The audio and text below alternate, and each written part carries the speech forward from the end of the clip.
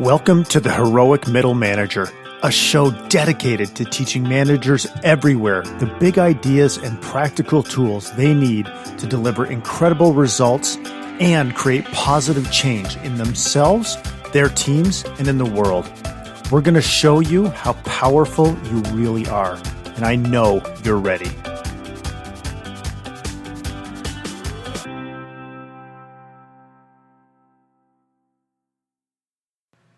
I want to positively change the face of middle management forever, and I need your help to do that. If you love what you're hearing, please leave us a great review and rating on iTunes or anywhere else, because it really helps us get noticed and spread our message far and wide. And hey, why not share it with a friend, a coworker, share it with your team? Every share is a chance to positively impact somebody else. Thank you so much.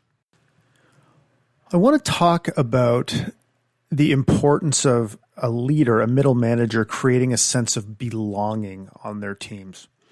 And there's a couple of reasons for this, but the most important is it's an overlooked idea as it relates to getting the best performance out of your team and helping people feel like their work matters and like they're connected to their coworkers. So often what we do is we get understandably wrapped up in, processes and metrics and all of those things and continuous improvement, et cetera. And all those things are important. Of course, they're important. But what we don't do a lot of the times is look at the way our behavior and leadership style is contributing to the culture of the team and how important that culture and people feeling like they belong to something is in getting them to be their very best. Okay, so it's just not talked about very often. I think it's becoming talked about more often, but it hasn't been up until very recently. So I'm going to talk to you briefly about the idea about Project Aristotle.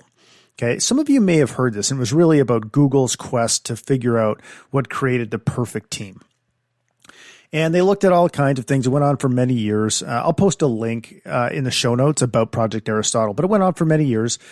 And they looked at all kinds of things. Like you can imagine the data that Google has. They looked at everything from their demographics on the team to team makeup to personality types to the things they are working on, etc. And what they found was very surprising and probably shouldn't have been surprising, but this work was really a gift to all of us who want to create high-performing teams. And they found that the 5 characteristics that create a high-performing team are impact. So people having a sense of clarity about how their work is contributing to the organization's goals. Okay, number 4, so impact. Number 4 was meaning. So everyone has a sense of purpose in their work. And we're going to talk about this. Purpose is such an important thing to create a sense of belonging. Structure and clarity. So everybody knows what they're supposed to be doing, when they're supposed to be doing it, etc. So structure and clarity is number 3. Number 2 is dependability. So everyone produces quality work and they do it on time. We know we can count on each other. We have each other's back. And number 1 is psychological safety. And that's really very surprising to people, usually when they hear this, right? Psychological safety being, I think Brene Brown, or maybe it's Amy Edmondson, refers to it as the willingness to take an emotional risk, to put yourself out there, to try something and fail, to ask for help, to be yourself, to lean in and be vulnerable, whether it's a professional or personal thing. All of those things are what creates psychological safety. And so when you think about the idea of a sense of belonging, what does that really mean? Well, number 1, it clearly means that people feel safe in your team. It also means that we have a sense of shared purpose, right? We are aiming past the target. We are doing something that is more important, like we are connected to something more important. So I'll give you an example. Think about a software development team. And, every software developer likes to develop cool software, 100%. That's why they do what they do.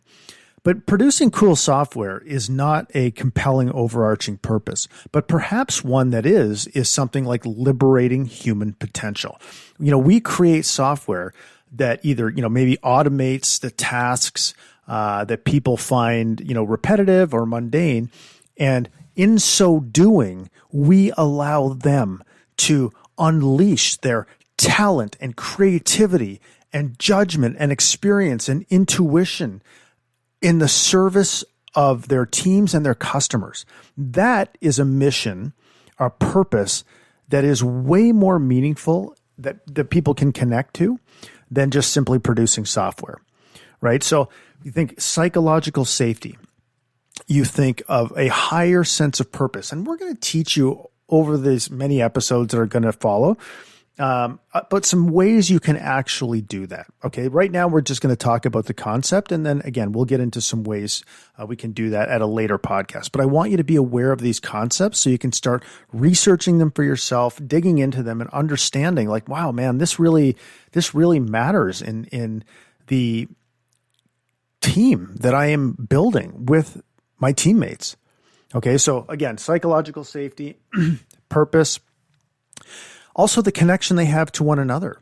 So how do you lead in a way that allows people's voices, more voices, to be invited into more important conversations? Okay. A lot of times as leaders, we can feel like, hey, I got to have all the answers and I'll make the decisions and then spend my time trying to convince people. But what creates a sense of belonging is people knowing that, number one, their voice matters, and they are being invited into the conversations that will shape the future of the team. And that might be anything from, rethinking a process to designing some new way of working to, innovating on products or services that you offer, on how to best execute on your goals, like all of these things. The day where the leader is the one who's supposed to come up with all these, those days are over. There's still leaders that are doing this, that are trying to create a very rigid container in which to operate their team. And those leaders, that style of leadership is dying because it is not nearly as effective as bringing your people together, tapping into that collective wisdom, asking them great questions, and then allowing the team to self-organize around the ideas that are most exciting to them. Okay.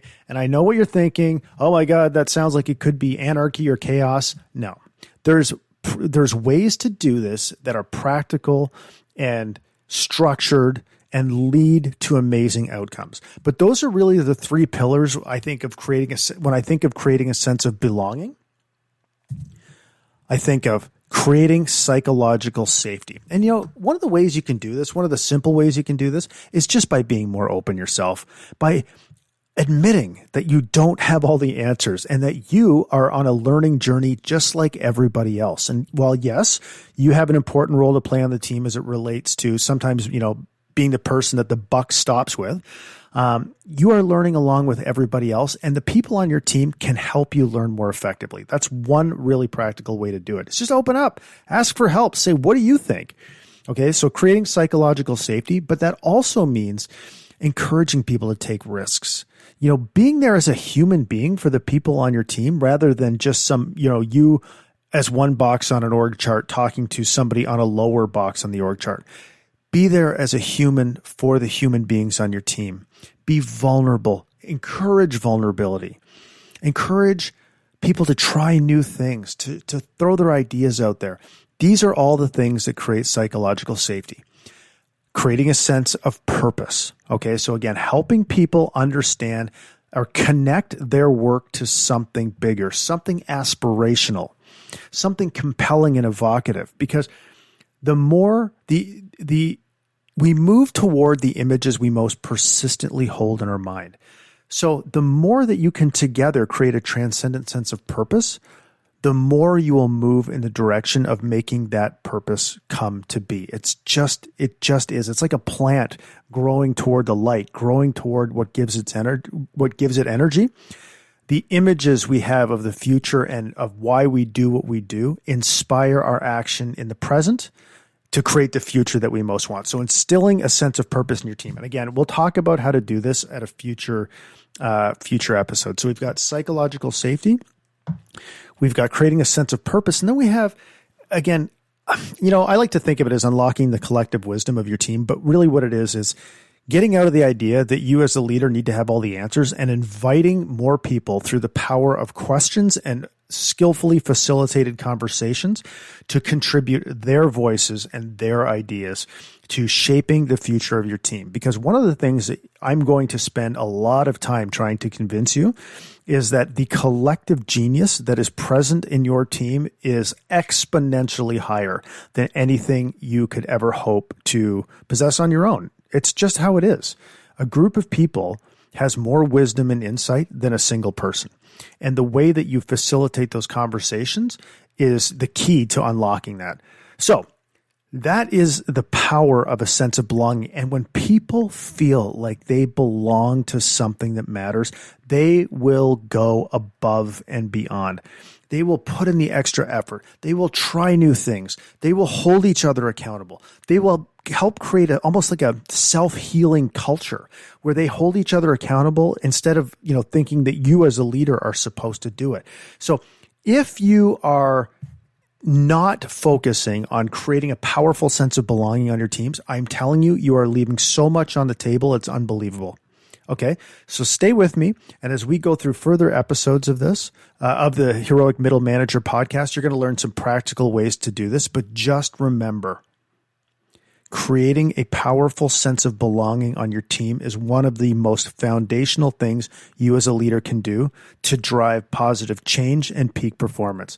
So that's all I've got for today. Enjoy this episode. I hope you enjoyed this episode, and I hope you found the content valuable. I'll post the links in the show notes to Project Aristotle, and look forward to much, much more as we get really into how to practically make some of this stuff happen. I hope you have a great day. Thanks for listening, and I hope you loved this conversation as much as I did. Now, go apply what you've learned and lead your teams with positive power, and we'll see you next time.